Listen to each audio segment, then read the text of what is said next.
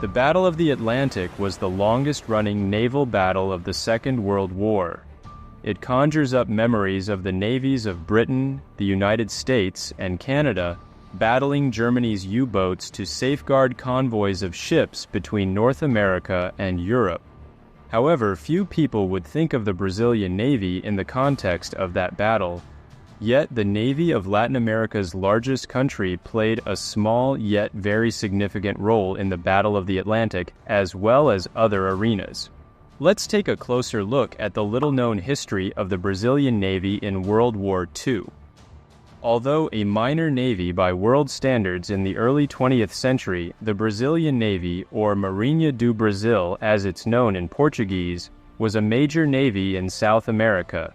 As in so many things, Argentina was Brazil's eternal rival, and the two countries enjoyed an undeclared, albeit quite intense competition between their navies. By the 1920s, only Brazil and Argentina, together with Chile, had blue water navies in South America. In the lead-up to the First World War, the Brazilian had been small but remarkably modern. The country's naval plan of 1905 had seen the construction of 2 dreadnoughts, 2 cruisers, 10 destroyers, and 3 submarines. Her flagship dreadnought, the Minas Gerais, was even more powerful than Britain's much-admired HMS Dreadnought. The São Paulo was the other, also impressive dreadnought that Brazil boasted at the time.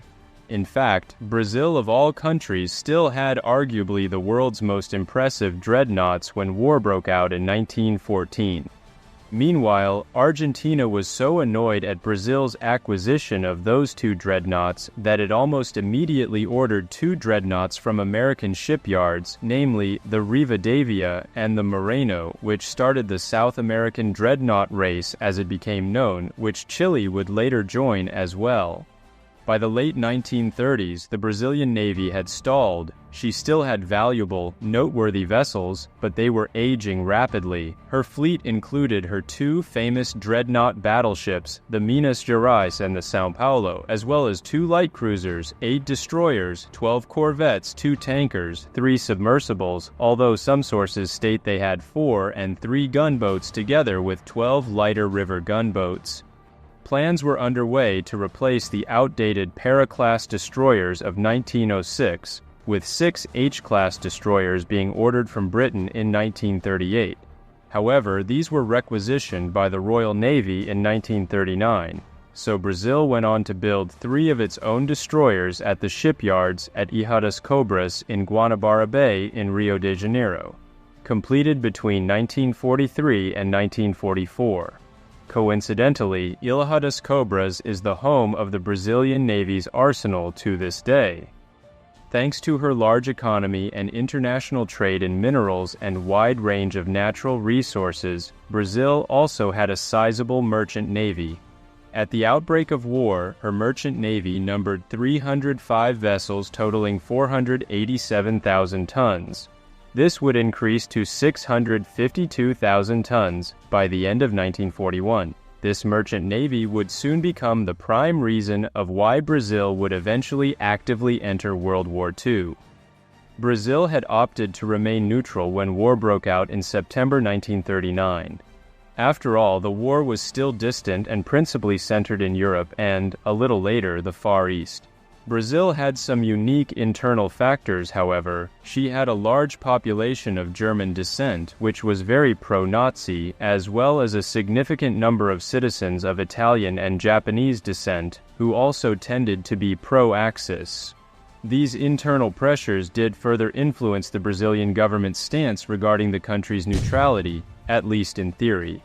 However, from the very beginning, Brazil was active in one key aspect: providing the Allies with access to her vast natural resources and significant industrial output. Brazil may have been officially neutral, but she was heavily intertwined with the Allied war effort from very early on, and the Germans were very aware of that. Enter her U-boats. U-boats were actively patrolling the waters off Brazil as early as March 1941. German attacks proved vicious. They would go on to torpedo and sink no less than 16 Brazilian merchant ships, resulting in significant losses of life not to mention many smaller vessels. For Brazil, things came to a head with the attack on Pearl Harbor by the Japanese on December 7, 1941. Suddenly, the war was a lot closer to Brazil and, importantly, the United States, its principal benefactor and naval ally, was now in the war. However, Adolf Hitler was so angry about Brazil's de facto alliance with the United States that he ordered 10 submarines to be dispatched to Brazil in June 1942. The peak of U-boat destruction occurred between August 15th and 17th, when U-507 alone sank 5 Brazilian ships off the coast of Bahia. More than 600 crew and passengers perished, including one ship full of religious pilgrims and another, the Brazilian troop ship Beypendi, with more than 250 soldiers on board. Public outcry was so immense that it's why Brazil declared war on Germany just 5 days later on August 22, 1942. Brazilian President Getúlio Dornelles Vargas finally and formally declared war on Italy and Germany, even though the country had already broken diplomatic ties with Germany in January of that year. In order to bolster Brazil's navy, the United States quickly transferred 8 of her escort destroyers and 16 PC-type submarine hunters over to Brazil. These would prove invaluable in allowing Brazil to participate in escort missions across the South Atlantic. In 1942, the Royal Navy also sent vessels to Brazil, specifically 6 armed trawlers for additional anti-submarine coverage. However, the United States did more than deliver ships to Brazil. The United States eagerly provided lend-lease aid in the form of money, equipment, supplies, and technical knowledge for both military and industrial purposes. This would result in the transfer of $125 million into the Brazilian economy by 1945. In exchange for this welcome capital, Brazil allowed the Americans to establish several naval bases in the north and northeast regions of Brazil in what would become the U.S.-led Allied Command of the South Atlantic. Another example of this strong alliance between the U.S. and Brazilian navies was when Brazil's Northern Naval Force merged with the U.S.-led Allied Fourth Fleet. The most important base for these operations was at Recife, formerly known as Pernambuco, although many other Brazilian ports were used for said operations. Meanwhile, Brazil's southern force was based in Rio de Janeiro and was particularly active in convoy activities in the South and Central Atlantic. In fact, by 1943, most German and Italian submarines sunk off the Brazilian coast were by U.S. Navy patrol planes flying out of Brazilian air bases. Losses were so great that the Kriegsmarine essentially abandoned its U-boat campaign off the Brazilian coast by the end of 1943. As for the Brazilian Navy, it was primarily focused on helping protect naval convoys in the South Atlantic and Central Atlantic zones, either together with other Allied ships or, sometimes, just their own. In time, South Atlantic convoy duties were turned over to the Brazilian Navy, which allowed United States and British naval vessels to concentrate on convoys, troop transports, and other operations elsewhere. Given its proximity to the region, Brazilian ships also helped patrol the Caribbean.